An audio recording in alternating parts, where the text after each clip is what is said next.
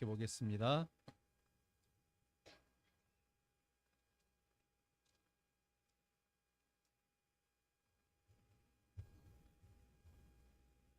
구약성경 387쪽 사사기 15장 9절부터 20절까지 말씀,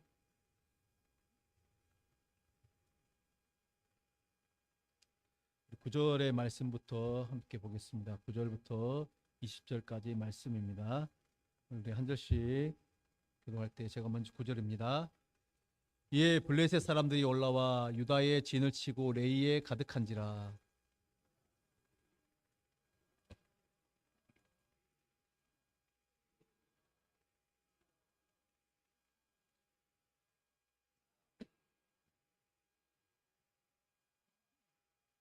유다 사람 3,000명이 에담바위 틈에 내려가서 삼손에게 이르되 너는 블레셋 사람이 우리를 다스리는 줄을 알지 못하느냐?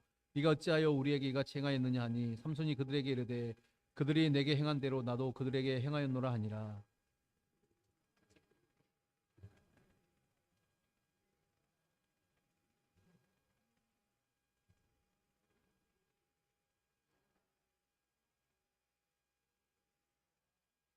그들이 삼손에게 말하여 이르되 아니라 우리가 다만 너를 단단히 결박하여 그들의 손에 넘겨줄 뿐이요 우리가 결단코 너를 죽이지 아니하리라고 새 밧줄 둘로 결박하고 바위 틈에서 그를 끌어내니라.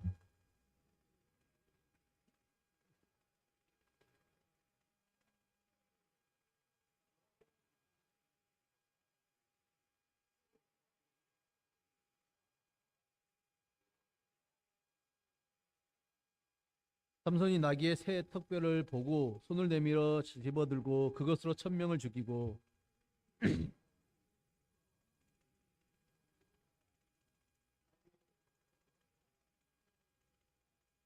그가 말을 마치고 턱뼈를 자기 손에서 내던지고 그것을 라말레이라 이름하였더라.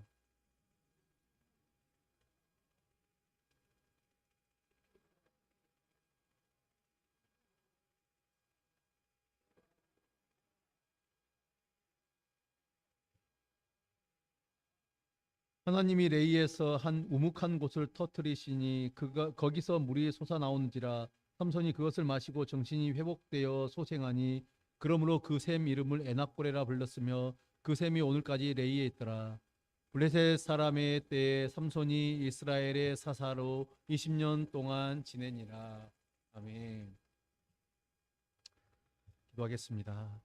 하나님 아버지, 이 시간 주의 말씀을 붙잡며 또 의지하며 나아갈 때 거룩하신 주님 하늘의 음성을 들리시고 또 말씀 앞에서 겸손히 깨닫게 인도하여 주시옵소서.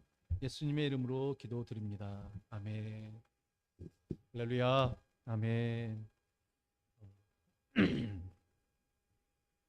아마 오래전에 벌써 한 30년도 지난 것 같습니다.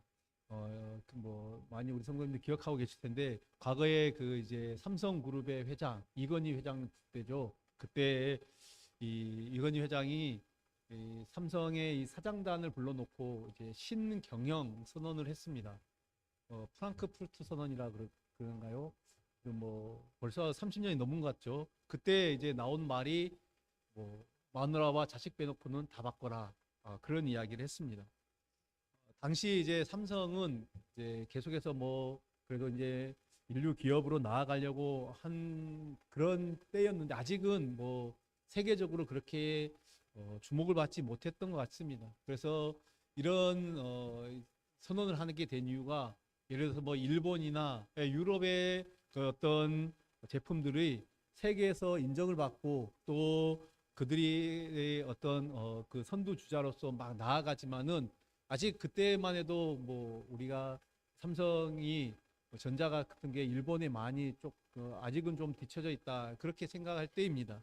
그때 이제 이 일본이나 유럽의 제품들에 비해서 삼성이 별로 이 인지도가 없을 때 이제 글로벌 기업으로 가기 위해서는 이제 모든 것들을 다 바꿔야 된다. 변화가 필요하다라는 것을 체감하고 개혁을 시도하게 됩니다. 알려진 얘기로는 이건희 회장이 이런 개혁을 이야기했을 때 사장단에서 이 반발이 내부의 반발이 만만치 않았다라고 그렇게 알려져 있습니다. 그러나 이제 뚝심 있게 그것들을 추진해 나갔고 그 결과 이제 지금은 뭐 삼성 이야기하면은 뭐전 세계에서 알아주는 그런 어떤 인류 기업이 되었습니다. 많은 사람들은 그런 것 같아요. 변화와 개혁이나 이런 것보다는 안주하는 것을 많이 택합니다. 뭐 사소한 것 하나에도 그런 것 같습니다. 저도 마찬가지인데요. 이 안정적인 것을 계속 좋아합니다. 그래서 예를 들어서 뭐 이제 가족끼리 외식을 한번 한다. 그래도 무엇을 먹을까 할 때 그래서 한 번도 뭐 가보지 않는 것, 새로운 곳을 개척하고 그것을 발굴해서 그런 것을 가려고 하는 것보단 그냥 많이 갔던 곳, 그냥 먹어본 적이 있는 곳, 또 누군가에게 추천을 받는 것, 그런 것들을 가는 그런 성향들이 있습니다. 아마 뭐 저뿐만 아니라 많은 성도님들도 그런 어떤 성향들, 우리 성향에 따라서 그런 분들이 많이 계실 것입니다. 이 안정을 추구하려는 것과 변화를 추구하려는 것, 뭐 기업도 마찬가지고요, 개인도 마찬가지고 나라고도 마찬가지입니다. 특별히 이제 이 사업을 하는 사람들에게는 이런 고민들이 더 있는 것 같습니다. 과연 내가 여기서 안정적인 것을 택할 것인가? 아니면 조금 더 이제 개혁적이고 변화를 그래서 과감하게 투자해서 조금 더 이 기회를 통해서 회사를 키울 것인가? 뭐 이런 고민들이 늘 있는 것 같습니다. 우리 뭐 정치를 보더라도 마찬가지죠. 이 언제나 이 보수의 논리와 진보의 논리가 팽팽하게 줄다리기를 하고 있습니다. 물론 이제 정치는 이 정치의 보수와 진보는 옳고 그름의 문제는 아닌 것 같아요. 볼 때 이것이 옳고 저것이 틀리다가 아니라 다름의 문제인 것 같습니다. 근데 요즘에 이제 정치권을 보면은 점점 더 양파가 계속 심해지고 있는 것을 보게 됩니다. 근데 이 어딜 가나 이 양 진영의 싸움이 있는데 이것은 기업이나 또 어떤 사회나 정치에만 있는 것이 아니라 우리 신앙과 영적인 세계에도 존재한다라는 것이죠. 어느 곳에나 이제 좀 더 앞으로 나아가기보다는 네, 지금 이대로가 좀 좋습니다라고 말하고 이 불확실한 변화 이런 시도는 하지 않고 그냥 머물러 있기를 원하는 사람들이 있습니다. 교회도 뭐 예외는 아닐 것입니다. 오늘 이제 제가 이 설교 제목을 진보가 있는 신앙이다라고 잡았습니다. 뭐 정치적으로 진보냐 보수냐 이것을 이야기하는 것이 아니라 한 걸음 한 걸음 나아가는 정말 더 전진하는 그런 신앙 그 이야기를 하는 것입니다. 그래서 이제 오늘 말씀을 통해서 우리 스스로 좀 점검해 봤으면 좋겠습니다. 2025년 이미 이제 시작되었고 오늘 벌써 5일째가 지났습니다. 우리의 믿음과 신앙이 그래서 이 현실에 안주하고 머무르는 그런 신앙이 아니라 한 걸음 한 걸음 더 나아가는 신앙.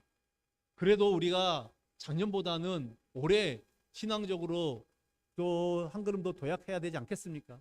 오히려 더 퇴보되는 것이 아니라 내가 뭐 예를 들어 몸이 좋지 않아서 건강이 좋지 않아서 뭐 이것 때문에 내가 못한다 이런 것이 아니라 정말 하나님이 주시는 내 마음이 어떠한가.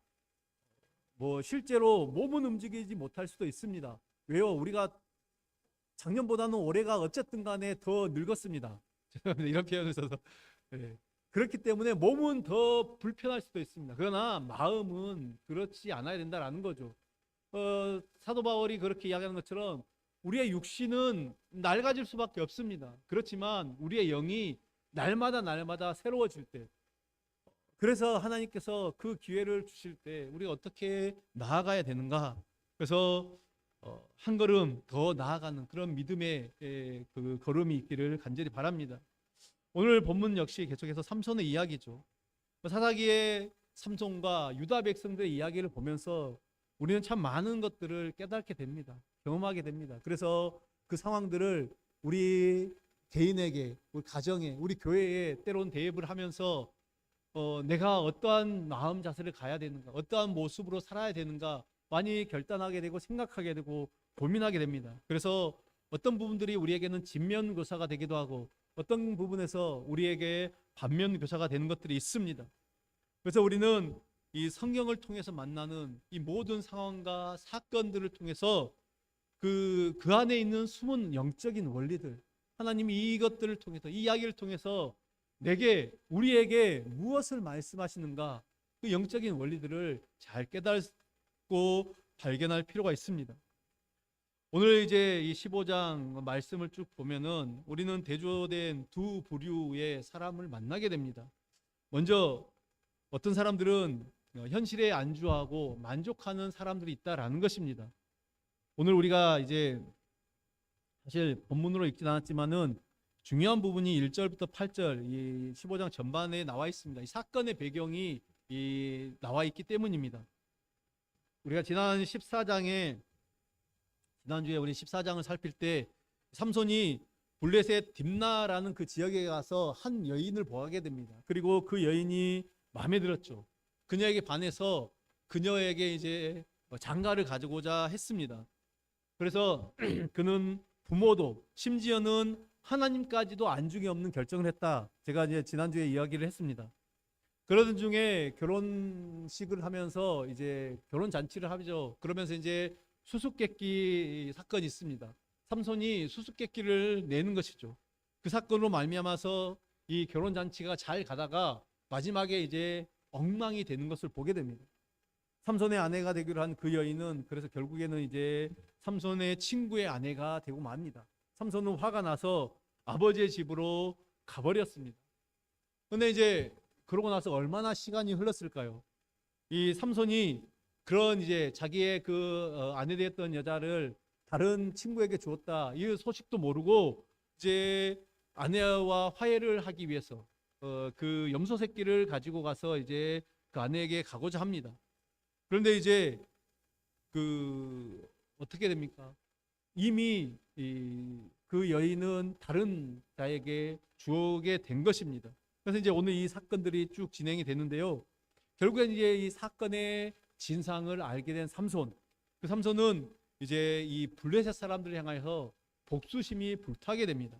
그래서 이 15장 전반부에 보면은 여우 300마리를 붙들어서 2마리씩 한 꼬리에다가 이제 꼬리와 꼬리 연결해서 회를 이제 붙여서 이 곡식밭 그리고 여기저기를 다니면서 아예 다 불태워 버리는 것을 보게 됩니다.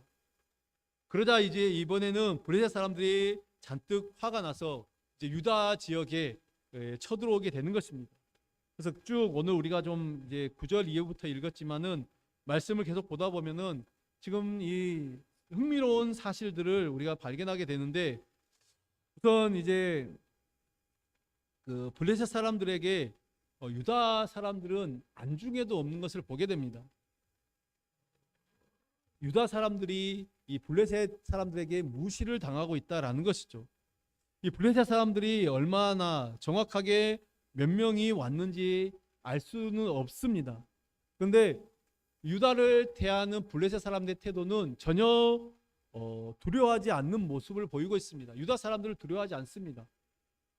이것은 이제 우리가 지난 13장에 처음에 삼손 이야기를 이야기할 때 유다 사람들이 블레셋 사람들에게 40년간을 압제를 당하면서도 부르짖지 않고 반항할 줄을 모르는, 그래서 싸울 의지를 없는 그런 모습을 보여왔기 때문에 이제는 그 블레셋 사람들에게 대놓고 무시를 당하고 있습니다. 또 흥미로운 사실이 이런 상황이 펼쳐짐에도 불구하고 유다 사람들은 현상 유지만을 하려고 급급하는 것이죠.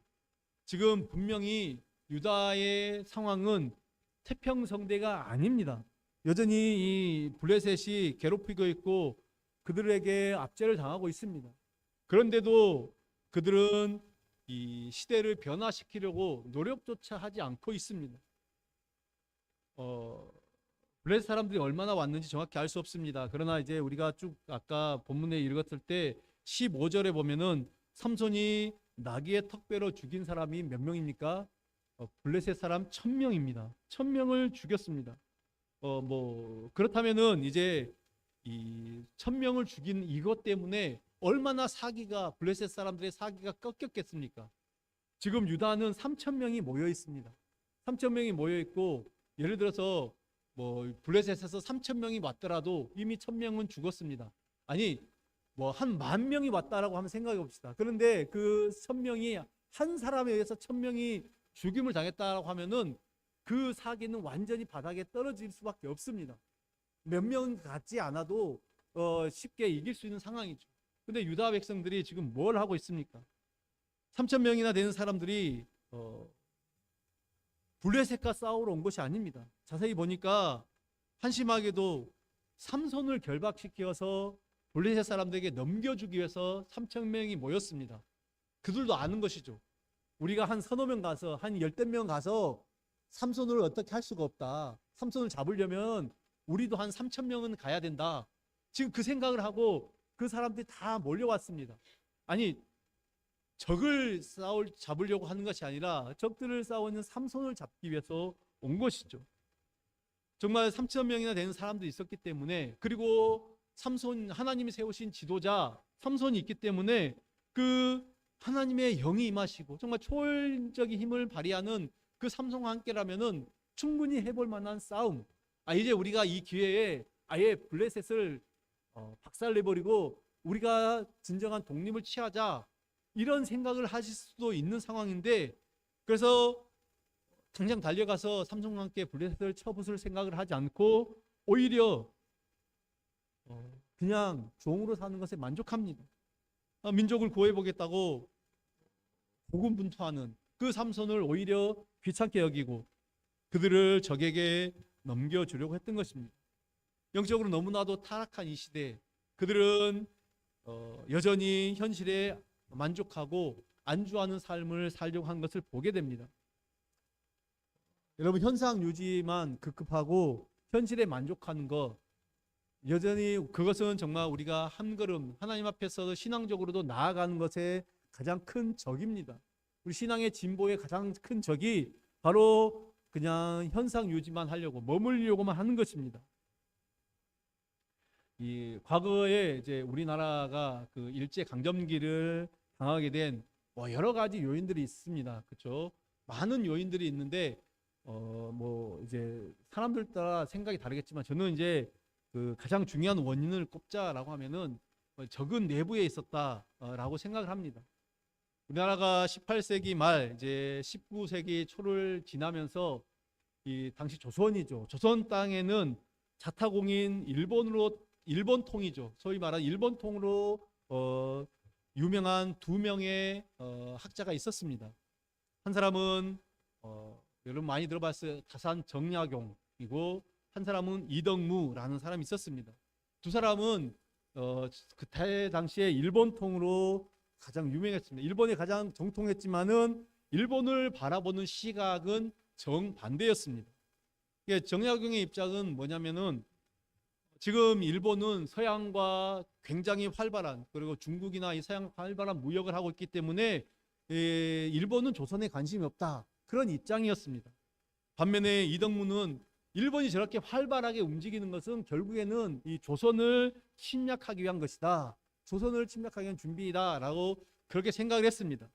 그들의 이제 주장의 근거를 보면 정약용의 주장은 지금 일본 그 이제 임진왜란이죠. 임진왜란이 일어난 이후에 200년이 넘는 동안에 일본과 조선이 전쟁을 하지 않았다. 그렇기 때문에 이제 일본 걱정은 우리가 하지 않아도 된다, 이 이야기를 하고, 반면 이덕무는 이 역사 이래로 일본은 끊임없이 이 임진왜란 때도 비슷한 논리였죠.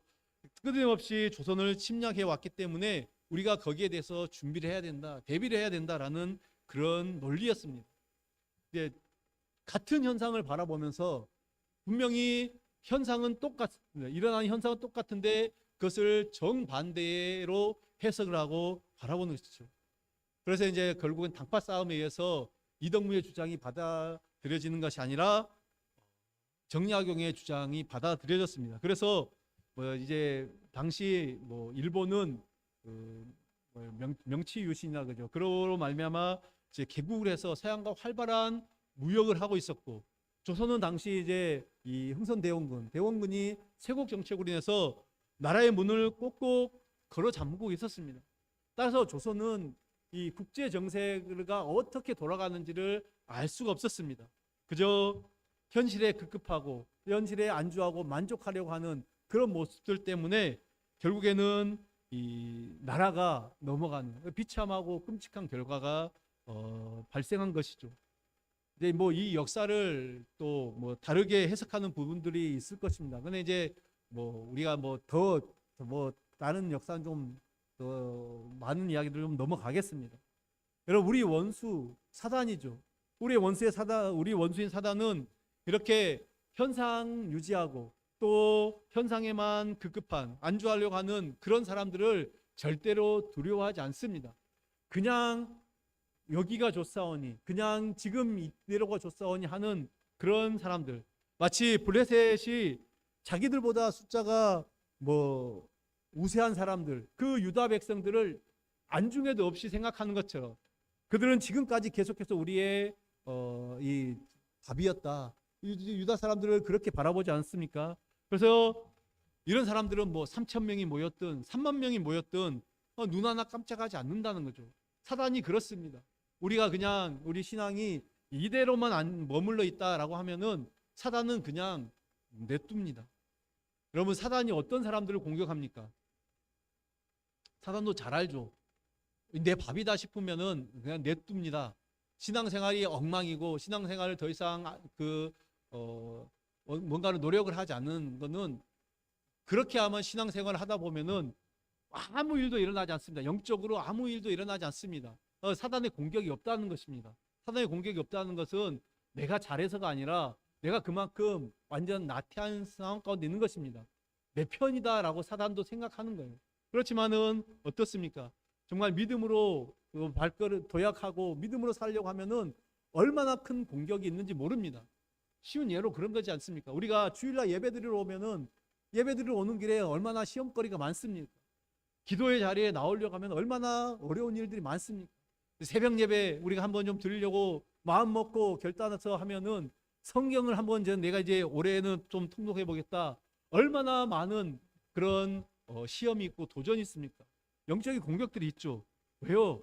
자꾸만 우리가 뭔가를 하려고 하니까, 하나님 앞에 더 나아가려고 하니까 그것들을 막는다라는 것입니다. 오늘 보면은 오히려 삼손은 이 열정을 가지고 변화를 시도하고 이 자유를 그렇게 찾으려고 나아가는 그 사람들, 사단은 그 사람들을 무서워한다라는 것입니다. 그러나 여전히 그 자리에 머물러 있고 아무것도 하지 않으면은 사단은 그들을 두려워하지 않습니다. 여러분, 우리의 신앙은 어떻습니까? 우리의 신앙의 모습, 어제보다 나은 그런 어떤 진보가 있는 신앙입니까? 혹은 이제는 정말 나태할 대로 나태해져서 오히려 사탄에게까지 무시를 당하고 있는 그런 신앙은 아닌지. 자주 말씀드리지만 우리 신앙에는 이만하면 됐다는 없습니다. 내가 이만큼 말씀 보면 됐다. 내가 이만큼 기도하면 됐다. 내가 이만큼 전도하면 됐다. 내가 이만큼 봉사하면 됐다. 이만큼이다라는 것은 있을 수가 없습니다. 우리가 뭐 하든 하지 못하든 이만큼, 나는 이만큼 하겠다. 나는 내 일은 여기까지야. 나는 더 이상 움직이지 않을 거야. 이렇게 신앙생활을 한다라는 것은 결국에는 신앙의 태보라는 것입니다. 여러분, 우리가 호흡하고 있는 모든 날 동안에 우리의 신앙의 성숙과 성장을 위해서 끊임없이 애쓰고 노력해야 되는 것이죠. 이것이 오늘 유다 사람들을 통해서 배우게 되는 반면 교사입니다. 우리가 다음으로 이제 반대편에서 보면은 어떤 사람들은 참된 그 진보를 원하는 사람들이 있습니다. 오늘 본문의 주인공인 삼손이 그런 사람이죠. 삼손을 가만 보면은 약점과 강점을 동시에 가지고 있는 사람입니다. 뭐 우리 모습들도 마찬가지죠. 누구나가 다 때로는 강점을 가지고 있고 약점을 가지고 있습니다. 그런데 그 강점과 약점을 어떻게 살리고 또 어떻게 그것들을 잘 극복하느냐, 참 중요한 것 같습니다. 삼손은 성공도 많이 했고 실패도 많이 했습니다. 신앙의 성공 실패죠. 우리도 마찬가지죠. 우리도 지금껏 살아오면서 여러 가지 신앙의 도전들이 있을 때 때로는 성공도 있고 신앙적으로 실패도 많이 거듭했을 것입니다. 그러나 오늘 이제 이 본문과 사사기 전체 이 삼손의 이야기를 통해서 우리가 계속해서 보게 되는 것은, 그래도 삼손은 뭔가를 좀 하려고 했던 것 같아요. 삼손은 현실에 만족하고 안주하기를 거부하고 뭔가를 하려고 합니다. 이것이 이제 어떻게 보면은 그의 분명한 장점이다라고 말할 수 있습니다. 물론 이제 그 삼손의 단점도 두드러지게 우리가 이제 발견할 수 있습니다. 그런데 이 장점만 한번 좀 보자고요. 삼손은 지금 동족에게 결박을 당해 블레셋에게 넘겨졌습니다. 하지만 그 순간 하나님의 영, 여호와의 영이 함께 하심으로 그 밧줄을 끊고 삼손은 나귀 턱뼈로 1000명의 블레셋 사람들을 죽이는 전과를 올리게 됩니다.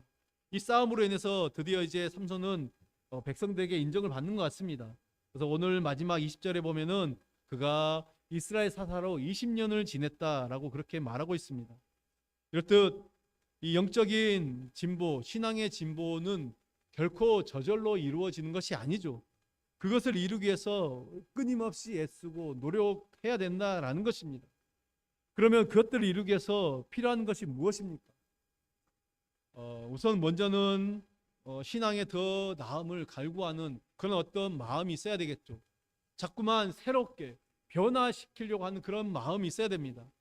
여러분 1517년 마틴 루터가 이제 그 부패한 교회, 천주교에 그 대항하여 95개조의 반박문을 걸었습니다.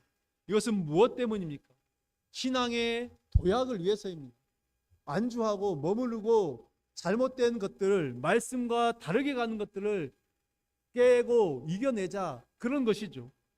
영국의 청교도들이 그 핍박을 받는, 그 박해받는 현실에 만족하면서 안주할 수 없었습니다. 그곳에 머무를 수가 없었고, 그래서 결국에는 그들은 목숨을 걸고 신대륙으로 건너왔던 것이죠. 이렇게 도전이 있어야지, 이렇게 변화를 줘야만이 하나님께서는 그들을 새로운 길로, 또 더 나은 길로 인도하시는 것입니다. 우리 인류의 과학도 마찬가지죠. 우리가 과학자들이 예를 들어서 그냥 현실에 만족하고 만다라고 하면은 결국에는 국가가, 나라가 발전할 수가 없습니다. 여러 가지 계속해서 도전들이 있어야 되죠. 여러분 스포츠도 한번 보십시오. 우리가 스포츠에 신기록을 세우는 걸 굉장히 환호합니다. 누군가가 세운 기록을 또 다른 누군가가 그것을 깨뜨리면, 그것을 넘어서면은 사람들은 그것에 환호하는 것이죠. 이처럼 우리는 우리의 신앙에서 더 나은 모습들을 계속해서 갈구하는 마음이 있어야 됩니다. 내가 작년까지는, 2024년까지는 1년의 성경을 한 번 읽었다, 이것에 만족하지 말라라는 것입니다. 되든 안 되든, 그래 작년에는 내가 한 번이니까 올해는 한 번 반을 읽겠다, 2번을 읽겠다, 이렇게 어떤 모습으로 나아가야 되는 것이죠. 여러분 새벽 예배도 마찬가지죠. 예배 자리에 내가 일주일에 한 번 왔다, 2번 왔다, 그러면 이제는 3번, 4번 늘려가는 것입니다. 모든 것들이 다 마찬가지죠. 우리가 이 눈에 보이는 이런 부분들도 굉장히 중요합니다. 형식이 또 굉장히 중요합니다. 왜요? 우리의 마음이 있는 곳에 그런 것도 나타나는 것이죠. 우리의 마음이 있는데 그것을 드러내는 방법이 무엇입니까? 행동으로 보여야죠. 실제가 해야 됩니다. 어렵죠, 힘들죠. 그렇지만은 그것들을 이겨내고 극복하고 나가야 되는 것입니다. 그래서 신앙의 두 번째 생각하는 신앙의 진보를 위해서는 실제적인 헌신이 있어야 된다라는 거죠. 마음의 결단이 있다라고 하면은 실제적인 헌신으로 나와야 된다라는 것입니다. 얼마든지 마음으로는 다 할 수 있지 않습니까? 마음으로는 우리가 성경이 1독입니까? 10독도 있고 100독도 할 수 있습니다. 1년에. 그런데 가만히 있으면은 1독은커녕 한 장도 읽지 못합니다. 있어야 되죠. 노력을 해야 되는 거죠. 늘 더 갈구하는 그 마음, 행동하는 그 모습, 삼손이 지금 보여주는 것이 바로 그것입니다. 그냥 그 현실 그대로 안주하지 않고, 물론 삼손이 정말 그가 하나님 앞에서 나시린으로서의 제대로 된 모습을 보였다라고 하면은 얼마나 더 큰 일을 했겠습니까? 그런데 이제 어쨌든 그 삼손의 모습, 아까 이제 강점만을 보자라고 했죠. 그냥 주저앉지 않고, 나중에 왜 삼손의 이제 계속해서 말씀을 보다 보면 죽는 장면도 나올 텐데, 그 죽는 순간까지 그가 뭔가를 하려고 하는, 그래서 이스라엘을 위해서, 하나님을 위해서 뭔가를 하려고 하는 그런 모습들이 이 우리가 삼손을 통해서 배울 수 있는 진면 교사입니다. 여러분, 오늘 우리의 신앙은 어떻습니까? 우리의 모습은 어떻습니까? 기억하기 쉽게, 여러분, 삼손의 모습이 우리의 모습입니까? 유다 백성들의 모습이 우리의 모습입니까? 다른 부분들을 말하는 것이 아니라 신앙적인 것들만 한번 생각을 해보자고요. 신앙적인 부분에서 과연 우리는 어떤 모습으로 살아가고 있습니까? 진보가 없는 현상 유지는 그것은 퇴보입니다. 오히려 퇴보라는 것을 기억하십시오. 끊임없이 우리가 신앙의 성장을 위해서, 그래서 정말 하나님이 우리에게 기회를 주실 때, 내가 조금이라도 할 수 있을 때, 이제는 아무것도 할 수 없는 그 때가 올 수가 있습니다. 어느 때 그 순간이 올지 모르니 우리는 지금 내가 조금이라도 말을 할 수 있고, 조금이라도 움직일 수 있고, 조금이라도 생각을 할 수 있을 그때에 하나님이 주신 그 마음들을 실천하고 그 마음들을 또 우리 삶 속에서 이루어 가기를 바랍니다. 그래야 할 때 하나님께서 행하는 그 일을 행하는 우리를 어여삐 보시고 더 힘 주시고 은혜 주시고 능력을 주실 줄 믿습니다. 기도하겠습니다. 하나님 아버지, 감사합니다. 오늘 우리의 모습, 하나님, 우리의 신앙의 모습 다시 한번 말씀을 통해서 돌아보기를 원합니다. 아버지, 우리는 늘 안주하고 늘 머물고 늘 아버지 나아가기를 두려워하는 모습으로 살아가고 있지는 않았습니까? 오늘도 내일도 우리의 신앙이 한 걸음 한 걸음 주님 앞에 나아가야 되는데, 여전히 우리는 뒤의 것만 생각하고, 하나님, 지금 이대로가 좋다, 이런 생각을 가지고 살아가고 있지는 않습니까? 그 모든 모습들을 주님 앞에 회개하며 다시금 우리를 바로 세우고, 우리의 신앙을 정말 하나님 앞에서 새롭게 세워나가는 귀한 주의 백성들 되게 도와주시옵소서. 아버지, 유다 백성들의 그 모습, 여전히 압제를 당하고 있으면서도 여전히 그들의 그 현상 유지에만 급급한 그런 신앙의 모습이 아니라, 하나님, 뭔가를 변화를 위해서 애쓰고 노력하고 하나님 앞에 구하고 나아가는 믿음의 삶이 될수록 주님 인도하여 주시옵소서. 예수님의 이름으로 기도드립니다. 아멘.